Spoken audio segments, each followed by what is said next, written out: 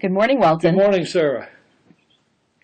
I'm Sarah Posner, and this is the Posner Show. And my guest today is the Reverend Welton Gaddy. He is the president of the Interfaith Alliance, and after 16 years, he recently announced his retirement. And the Interfaith Alliance is an organization that advocates on religious freedom issues, and I thought that it would be a wonderful opportunity on the occasion of Reverend Gaddy's retirement to reflect back on the past 16 years and how conversations and advocacy about religious freedom have evolved in this country. Because I think on these issues, the past 16 years have been very, very interesting. Would you agree? I totally agree. So, just so people know, when I talk about religious freedom and Interfaith Alliance advocacy for it, we're not talking about an organization that has advocated for the religious freedom of Hobby Lobby to decline to provide contraception coverage to its employees, or an organization that thinks that pastors should be able to endorse candidates from the pulpit as part of the country's Judeo-Christian heritage. This is a very different orientation around religious freedom, and very pro separation of church and state, and pro religious freedom for everybody, regardless of their religious faith, and particularly for people of minority faiths. I'm glad you said it that way, Sarah, because I like to say that we are advocates for real religious freedom and Okay. not a prostituted religious freedom. Okay. That's a very provocative way of putting it. So, when you took the helm of the Interfaith Alliance in 1998, um, Bill Clinton was still president. We had yet to see George Bush become president, and a lot of the church-state religious freedom issues that arose during his presidency. What was on the Interfaith Alliance's agenda in 1998?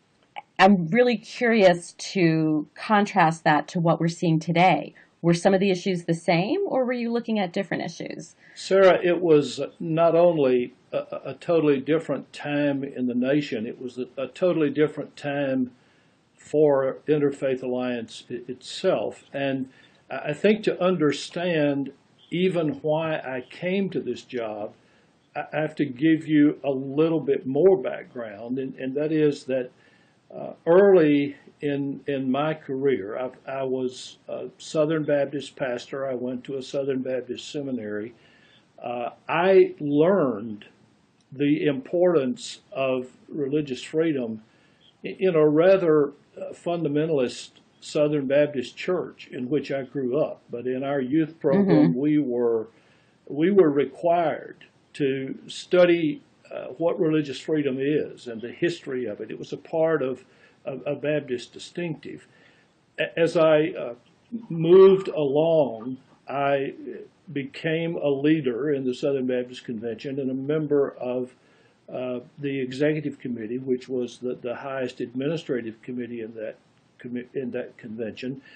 And from that vantage point, I watched the birth and rise of the religious right to move from a very tenuous, questionable spot in American religion to a movement that was going to dramatically affect American religion in ways that it hadn't been done, And American and American politics. politics. And I remember, for example, the first time that at a annual meeting of the Southern Baptist Convention, the Resolutions Committee suddenly had a member of the White House staff under Ronald Reagan in that meeting.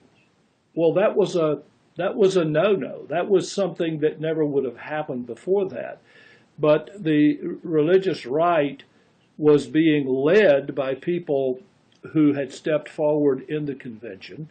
And so learning from watching it straight on, I came to recognize two or three things. One, the strategy of the religious right as a takeover movement, the message of the religious right, which was at that time never what they claimed it to be. For example, in that convention, the whole controversy was initiated by the religious right saying this is a matter of how you understand the Bible and whether the Bible's literal or whether the Bible can be interpreted other ways.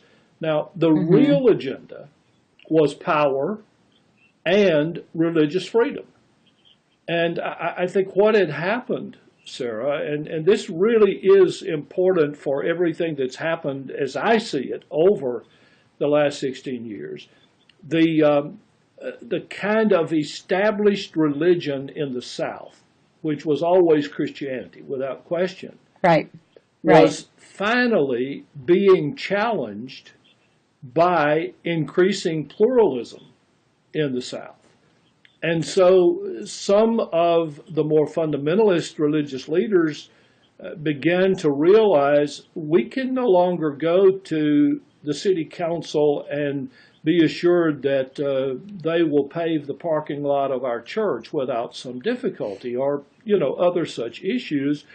And so out of that fear of religious pluralism and the fear of losing the established religion identity in the South, they began to work with the religious right to change all of that. So I saw that in my experience. I saw it with my own eyes. Firsthand. I wasn't reading about it. I was experiencing it. Right.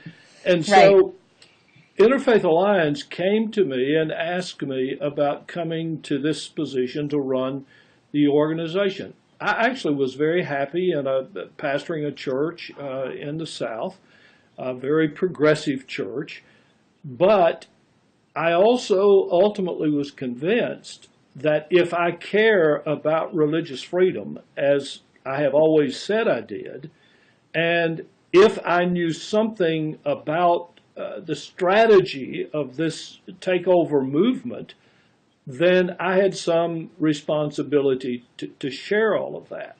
So when I came to the Interfaith Alliance, the agenda was to get Interfaith Alliance exposed, to have a public face, to have a public voice. And you ask about the issues that we were looking at that time. The decision was early on, we'll take any issue that anybody wants us to take in order to get into the media to show people we have some authority and credibility in addressing issues. So I very well remember that the first... That conservative religious voices were not the only religious That's voices. exactly right. And if you go back and look at the history of Interfaith Alliance, the reason that was given in the first press conference of the founding of the Interfaith Alliance was to show Americans that you don't have to be a member of the Christian Coalition to be an important religious voice in America. So the very first interview that I did on television as the president of the Interfaith Alliance was a debate with Jerry Falwell about what the Southern Baptist Convention's motion, which passed to affirm that women should be gracefully submissive to their husbands. That's right. That was in 1998, That's wasn't exactly it? Right. And I had the great pleasure in that interview of saying to Jerry Falwell, "Look, Jerry, I've been a Baptist much longer than you have. I didn't wait till the fundamentalists took over to be in the Southern Baptist Convention." So, needless to say, our issues were much more varied then because we were looking for the place where we would be comfortable for the niche in which we could make the most contribution. So how how did things evolve? Because I think that now, 16 years later, uh, you've been on the forefront of religious advocacy for marriage Right. equality. You've been at the forefront of speaking out against Islamophobia, Hmm. for Hmm. example. You've been a strong advocate for the separation of church and state, but I think that was all Yes. along.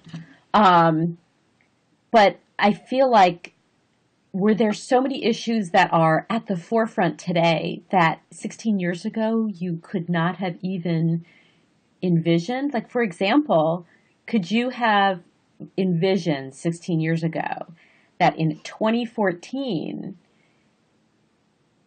marriage equality would be legal in 19 states?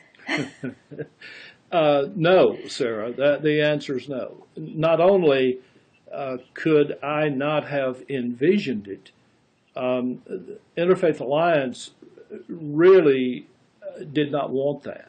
I mean, one of the areas that at that time Interfaith Alliance was trying not to get into was in the Mm-hmm. debate on same gender love, and that for the reason that at that point the GLBT agencies that were in existence were not talking about marriage; they were just talking about respect, trying to get respect for Right. GLBT people. Now, obviously, we favored that, but we didn't want to get into the entanglements of same gender discussions about marriage, and so that was not on the table.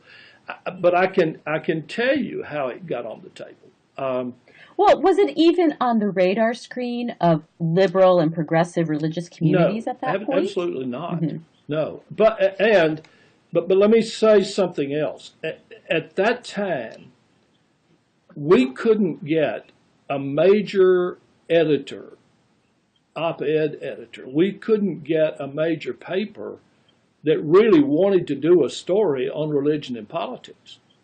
I mean, that was a That wasn't about the religious rights. n- I mean, there were tons of articles about the there religious were right. articles about the religious right, but there were not articles about the proper role of religion in government.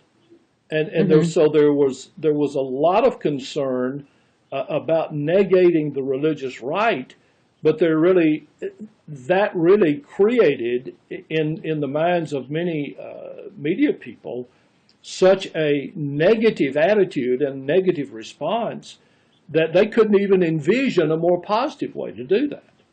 And yes, that is exactly where we were trying to be, to say, look, don't throw out religion just because someone's manipulating it.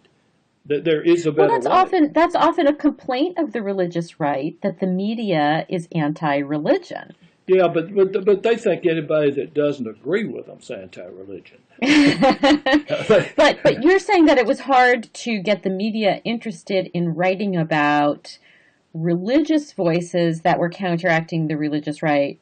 Was it difficult for secular advocates who were trying to counteract the religious right? I mean, was there a difference in the sense that you were representing religious voices as opposed to secular or atheist voices? Well, yes, but I think the problem was, and I know this is maybe somewhat hard to believe, but it was a negative for the media that we were a religious organization, because the only real religious organizations they were writing about or reporting on at that time were members of the religious right who were wanting to Mm-hmm. take over government for some kind of theocratic vision. And so we all were always trying to identify ourselves in a way that they would say, look, we're on the side of a secular government, but it just so happens we got there because we think it's good religion as well as good government.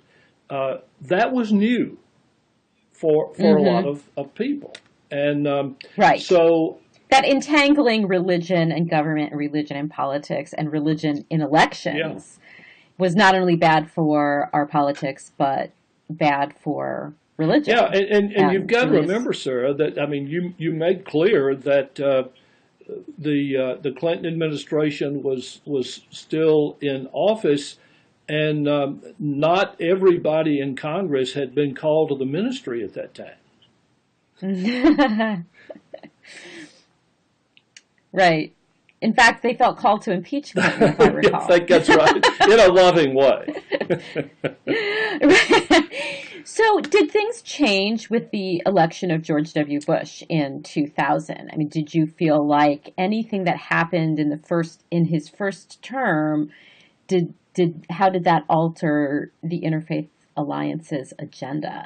Well, if you remember because I want to take like two steps back from that, because what happened during that whole impeachment process was that we saw a kind of pseudo-piety develop that was certainly in service of right-wing politics, or I would have to say at that time, Republican politics.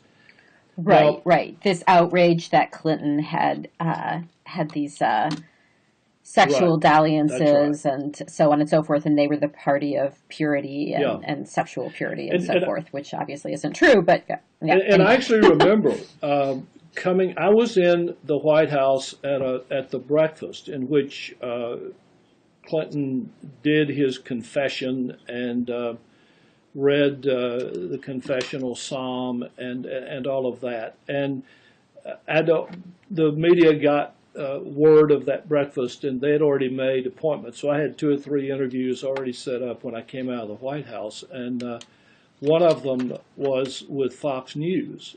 And when I talked with them, they asked all these questions about, was he really serious? Did he cry? Do you think he was sincere? All these kinds of things. And I said, look, here's where we are as a nation, I think. And I think it is a place where we can learn something about religion and we can learn something about government. This whole issue runs on 2 tracks. There is a legal track and there's a spiritual track. In the spiritual track, we are committed to forgiveness and restoration.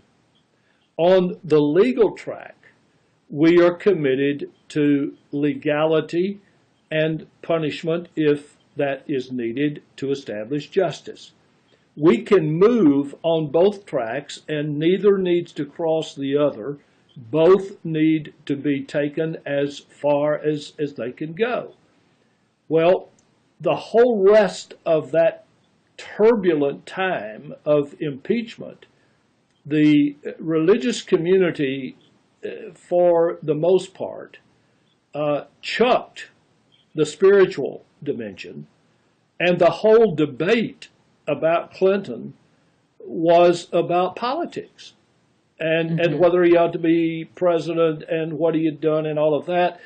And so there was a long period in there in which the rhetoric got worse and worse, in which prejudices came out, in which political partisanship began to dominate the scene.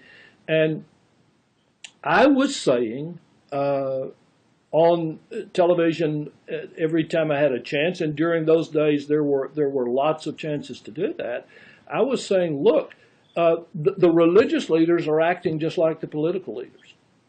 And the political leaders are trying their best to sound like religious leaders in order to condemn this man. But that was the precursor of the heightened political partisanship that then began to peddle its message under the guise of religion. And that's how we went in my opinion, that's how we went in to the 2000 elections. And Governor Bush at the time had already signaled the manner in which he was going to incorporate religion into his administration, the first act that President-elect Bush took was to convene a group of ministers in Austin, Texas, and promise them that there would be a faith-based office in the White House, and that there would be public tax money available for funding religious ministries. Well, let's talk about that because, as you know, that's a topic of interest to me. Yes. So under Clinton, there was charitable choice. There was a history there. Right. Bush did not invent all of this out of whole cloth, right. But Bush did make some changes to it, and Bush made changes to it, some of which Obama hasn't changed either. That's correct. Right? That is correct. So, and I think you and I have talked about this on a number of occasions. For sure. One of the things that President Obama hasn't changed is a policy enacted by legal memo, executive order, legal memo from the Justice Department, allowing a faith-based organization that receives taxpayer funding to discriminate in hiring. So that means that an organization receiving taxpayer funding can say, well, we will only hire Christians, or we will only hire Christians who adhere to our statement of faith, not other kinds of Christians. Right. Or we won't hire the single mother because out of wedlock birth is against our religious beliefs, or we won't hire the lesbian, or we won't hire the Muslim, et cetera, et cetera, et cetera. Or we're going to fire the Muslim, or however it plays out. And this was something that President Obama, before he was president, promised he would change. And now we're, halfway through his second term, and he still hasn't changed it. Well, let me tell you, I am not only disappointed, I'm angry about that because we did our due diligence in working on that during the campaign. And I did a press conference in 2000 at the Republican National Convention just to talk about the dangers of this whole compassionate conservatism movement, which was going to risk compromise of religious freedom in order to fund religious ministries. So it was not a new thing for me. And during the lead up to the campaign, to the Obama campaign, I had talked with a number of people in that campaign, as I had the people in the Bush campaign, about that issue, and we were unwavering on it. The positive thing Interfaith Alliance did during that campaign was to say, look, we've been through now 2 years of terrible rhetoric, incivility on steroids. Let's use this campaign to calm that. We actually had both Governor Bush and the Vice President Gore sign a civility pledge during that campaign. In those conversations, then, I had an opportunity to talk about faith-based initiatives. The Vice President never really came out against the faith-based initiative. We didn't hear him talk about it a lot, but he never really came out and said, we don't need a faith-based office in the White House. Governor Bush obviously said, this is what we need, and that's what you're going to get under me. So I had a call from the guy that ultimately worked in the faith-based office, who wanted me to come to the Democratic Convention and talk about, his actual words were, you've been really hard in your critique of the way we have campaigned in churches and so forth. Would you come and tell us how best to get it done? I said, I'll be glad to. I said, now, I work in Washington too, so I want something for that. And what I want Well, it's very honest of you to tell us that. so what I want for that is I want if Obama is nominated to be the presidency and then he wins that election, I want an opportunity to talk with his transition team about the faith-based office, and they gave me that opportunity after the election, and in that conversation, Sarah. I made the pitch that one of the ways to signal that you're going to try to do this a different way would be to require any religious entity taking money from the federal government to first form a 501c3 that would build a firewall between that Right. religious agency and the government. The people in the room said, President-elect Obama is for the 501c3, and he also thinks that's the way that it ought to go. And so I felt tremendously positive about us getting some help. Right. It didn't happen. It hasn't happened.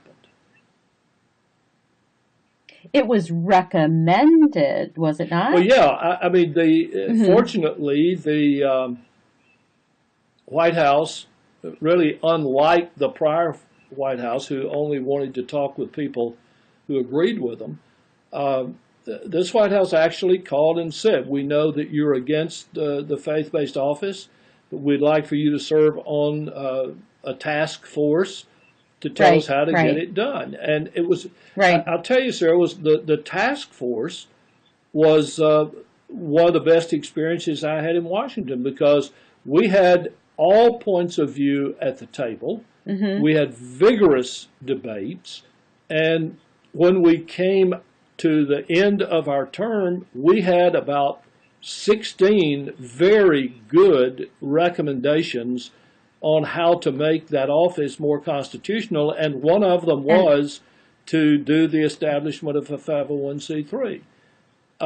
That report languished on somebody's desk for over a year, finally got some attention and discussion.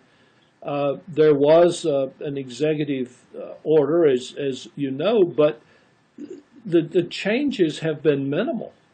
And instead of trying to reduce the risks, there has been a multiplication of faith-based offices in every cabinet agency. Right. So in more agencies, more federal agencies now have a faith-based office. Exactly. And I think that the Obama administration, I think, made much of the fact that, oh, well, it's not that there's no White House office doling out money. And that to me was such a straw man argument, because the problem with the Bush faith-based office wasn't that there was somebody sitting in the White House doling out money, because obviously that's not the way the appropriations process works. I mean, this happens through agencies. They put out an RFP or a contract that people can bid on, or in some cases there's no bid contracts or what have you. But it is the agencies that are contracting the money to the faith-based organizations. And I think that the Obama administration tried to deflect arguments against the way they were running the office. In other words, against the way that they were not making sufficient changes to the way Bush ran the office, by setting up a bunch of arguments that really didn't, a bunch of straw men that didn't really apply. Right. So the issue was not whether money was being doled out of the White House.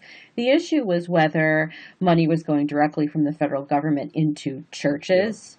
Yeah. The issue was whether recipients of faith-based funding, taxpayer money, were using that money to discriminate in hiring. And there was a third issue that's escaping me now. Oh, the proselytizing issue, and whether there was sufficient oversight in ensuring that federal dollars weren't being used to proselytize. To me, that is such a huge oversight obstacle. I mean, how is the government possibly going to oversee that? So you give money to a faith-based substance abuse program, for example. Is somebody from the federal government going to travel to Lincoln, Nebraska and check up on whether a staff member is proselytizing to a client? I mean, it seems far too difficult to actually implement. Right. And then even on paper, they haven't done the things that advocates like yourself have been pressing for what, 6-7 years now. Yeah. Primarily the direct funding and the hiring issue. And they did one other thing too, Sarah, and that is they shut down some of the most important parts of the conversation that should have continued about the very matters that you've mentioned, because in the first meeting of that task force about constitutionalizing the office, we were told that we would not be allowed to deal with the discrimination issue, that was assigned to the Department of Justice lawyers and to the White House lawyers. Right. And they would give a ruling on that, a ruling we still don't have. And that in the meantime, the decision on discrimination issues would be made case by case. Right. And then there was an ACLU FOIA request to the Justice Department that revealed basically the way that process worked, which essentially the recipient of the faith-based funding would ask the Justice Department for an exemption from the prohibition on discrimination in hiring. And, so that was the case by case. The case by case was the Justice Department would decide on those requests on a case by case basis, not that the Justice Department would try to take action against an organization that had discriminated, which I think was the way most people understood the White House's description of this case-by-case process at the beginning, until this FOIA request revealed it to be a completely different sort of process that did not really seem to involve a case-by-case decision on enforcing rules against hiring discrimination. Well, and this is a generalization, but what happened was the exceptions became the rule. Exactly, right. And so you said it much more succinctly than I did. in the case-by-case studies, it always turned out that they had a good reason for an exception. Right. We ask repeatedly, and we have asked repeatedly, when do we really get the legal ruling on this? I'm not sure we'll get it in this administration. No, I have serious doubts about that. And, I think that initially the way this got reported, for example, I think Tony Campolo, who is one of the red letter Christians, he's an evangelical pastor, and there were a group of these, I'll call them moderate evangelicals, who were deciding whether to be supportive of President Obama's first campaign. And after he gave that now famous speech on the campaign trail where he promised to end this hiring discrimination problem, they were very upset about it because the way they describe it is they want to be able to hire co-religionists. And I think after the election was over, Tony Campolo wrote about this publicly. It's no secret that they were very upset about that speech, and some promises were made that were contrary to the speech to them. And this is where we are now. Well, that's never been changed. And so it seems a little bit odd at this point if now that Obama has a second term, if the politics of it were that he didn't want to dismay these moderate evangelicals,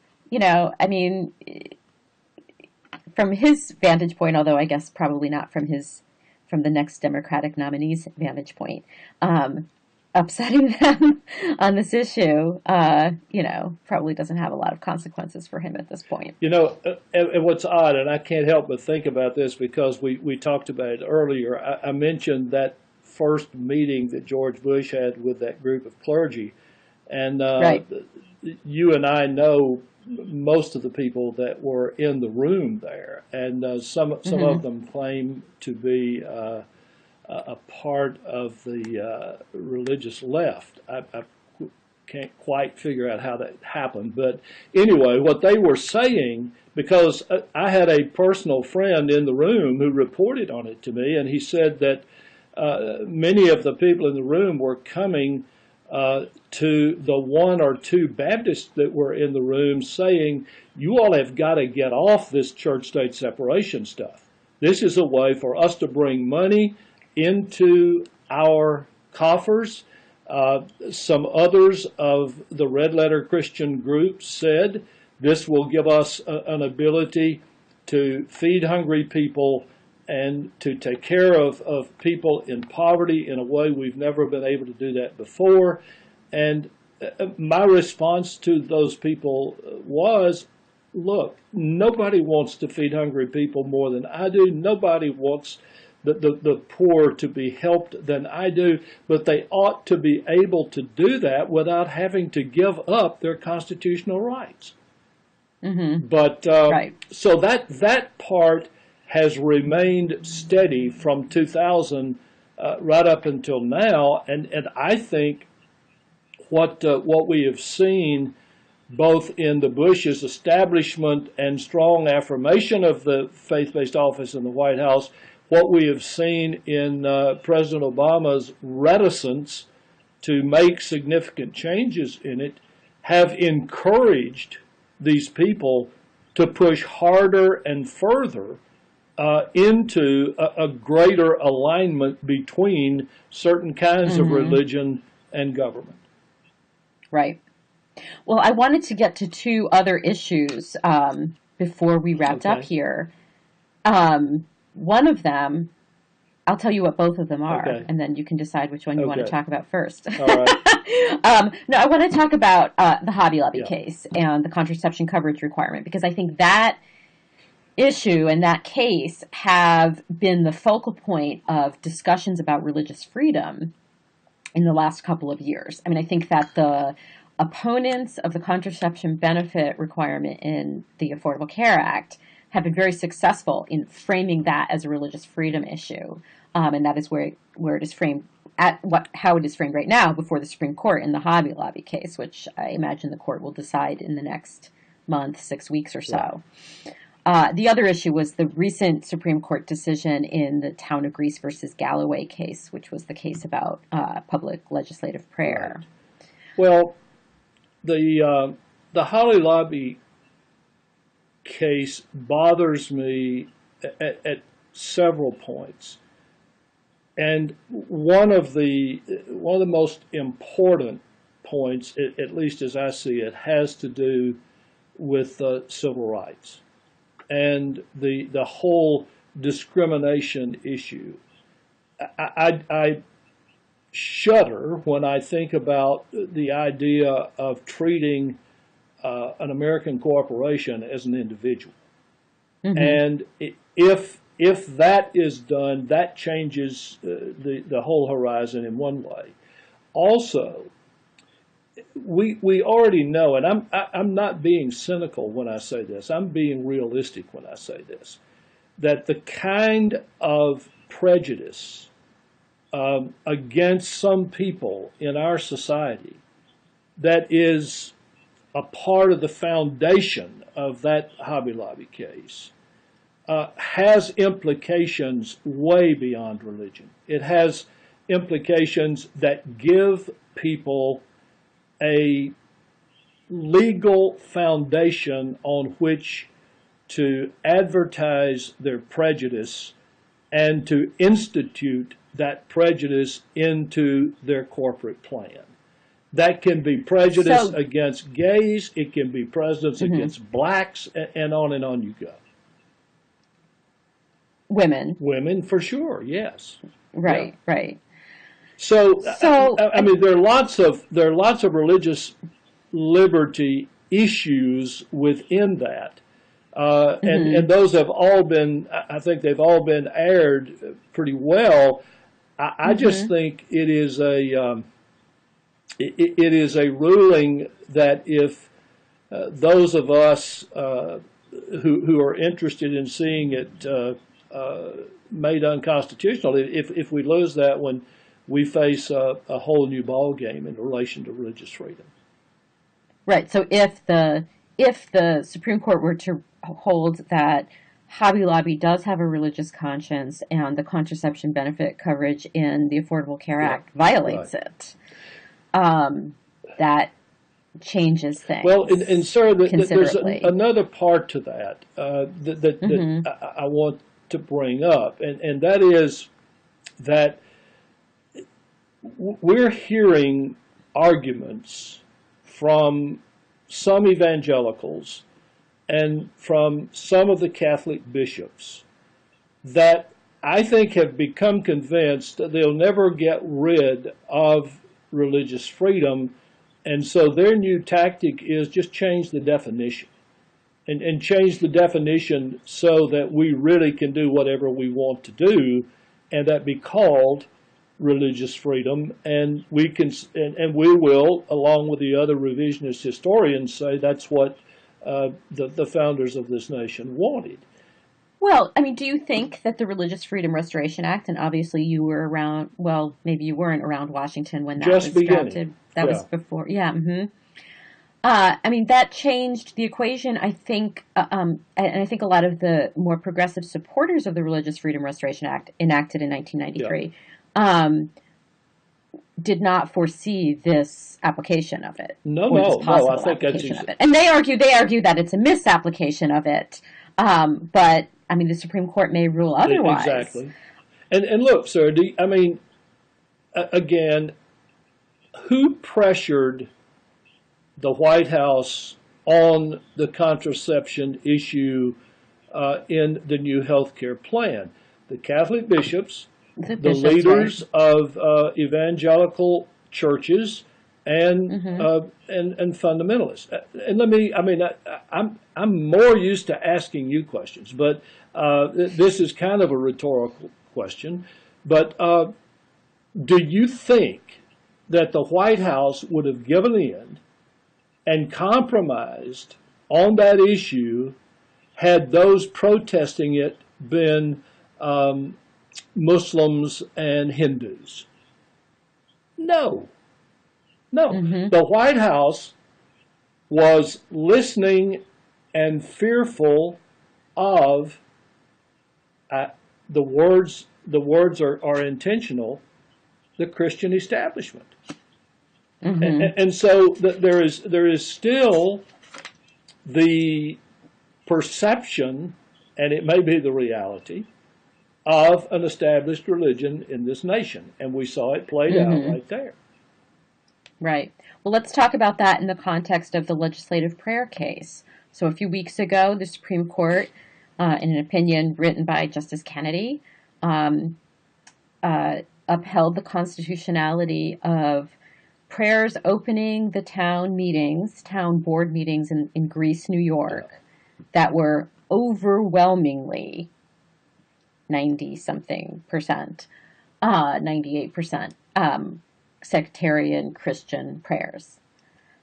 And Justice Kennedy's opinion lays out some parameters for this. I mean, it's not like his opinion allows open-ended sectarian prayer at town board meetings, city council meetings, and so on.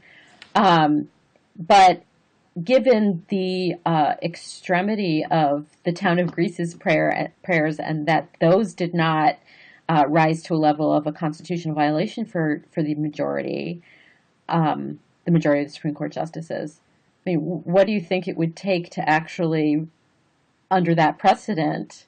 I mean, it would have to be really, really bad. Yes. I mean, egregious. I mean, I thought the town of Greece, what happened there was egregious, but not egregious enough, apparently, for Justice Kennedy. Well, could we have a prayer before I answer that?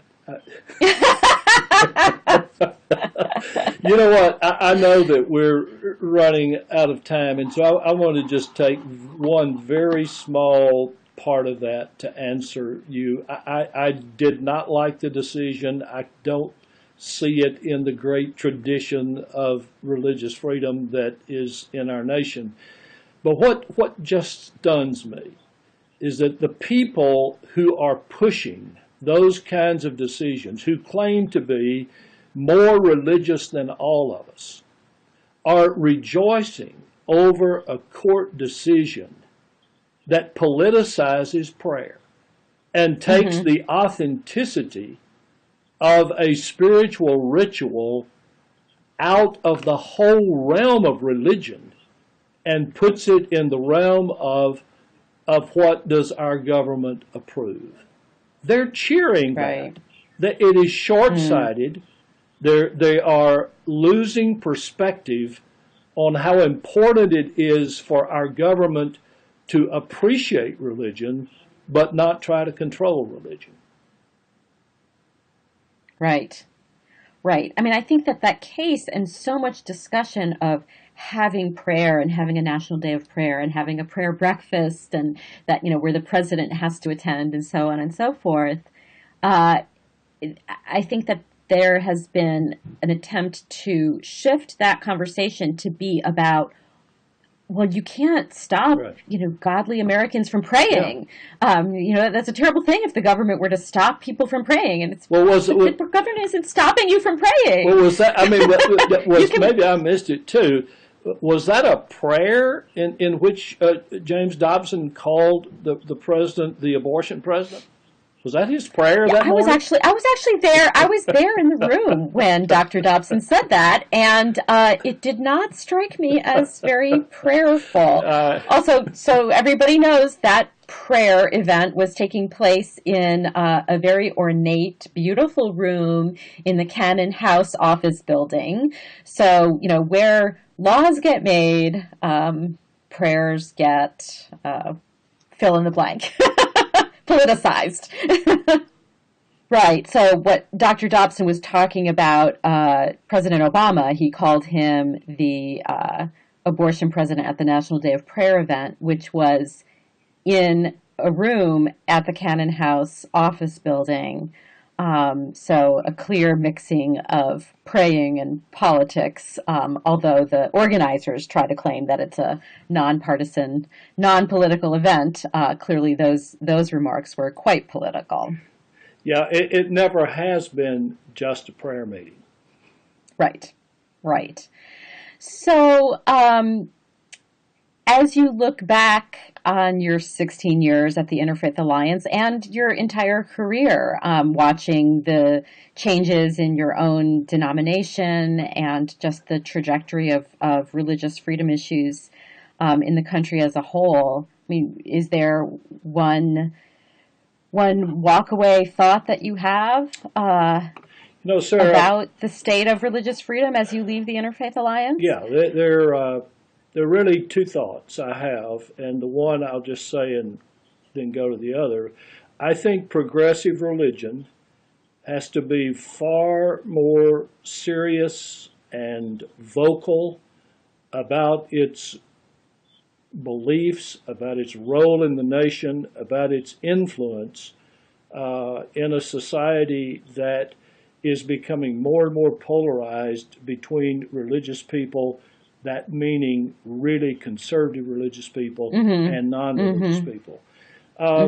Sarah, honestly, the only real struggle that I had about in making the retirement decision is because, and this is, I know this is not a really good thing for somebody to say at the end of their career, but I think religious freedom is in more danger today than it was 50 years ago when I did the very first work I had ever done on religious freedom. There are lots of reasons for that. You and I have talked about them already in this interview, but we now have an entire nation with only a minimal understanding of what religious freedom even means. And if you don't know what it means, then you don't know its significance.